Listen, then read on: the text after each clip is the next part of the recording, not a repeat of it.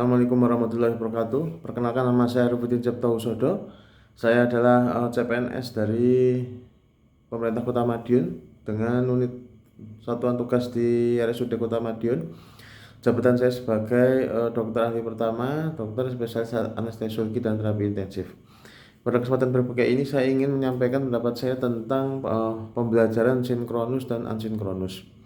Kita harus tahu dulu, jadi secara umum, gambaran dari LATSAR atau latihan dasar dari CPNS itu pada tahun 2025 ini menggunakan metode blended learning. Artinya adanya penggabungan dari dua metode pembelajaran, yaitu tatap muka dan metode daring. Nah, pada metode daring ini dibagi menjadi dua lagi, yaitu ada sinkronus dan asinkronus. Nah, sinkronus sendiri itu adalah metode daring yang sifatnya real time, artinya ada antara coach atau pemberi materi dengan para CPNS ini terjadi dialog dalam waktu yang sama dan menggunakan biasanya menggunakan aplikasi Zoom atau menggunakan aplikasi Google Meet.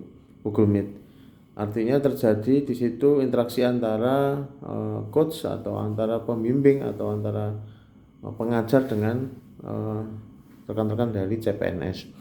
Kelebihannya apa ketika menggunakan metode sinkronus ini? Artinya adanya interaksi antara coach dan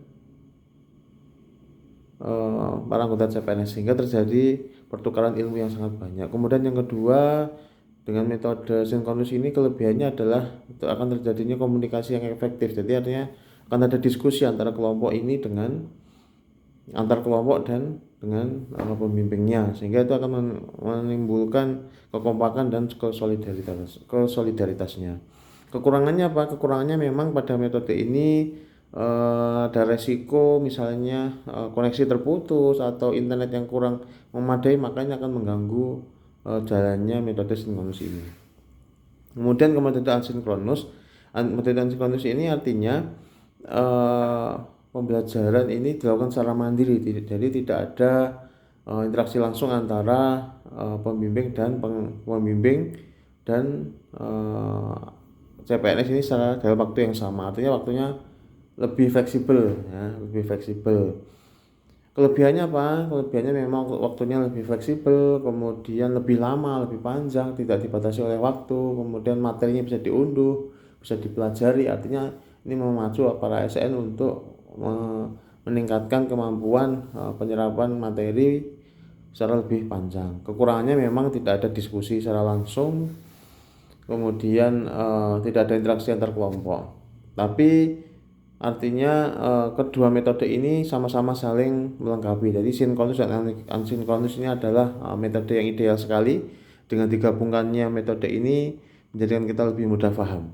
Terima kasih. Semoga penjelasan saya ini bermanfaat. Assalamualaikum warahmatullahi wabarakatuh.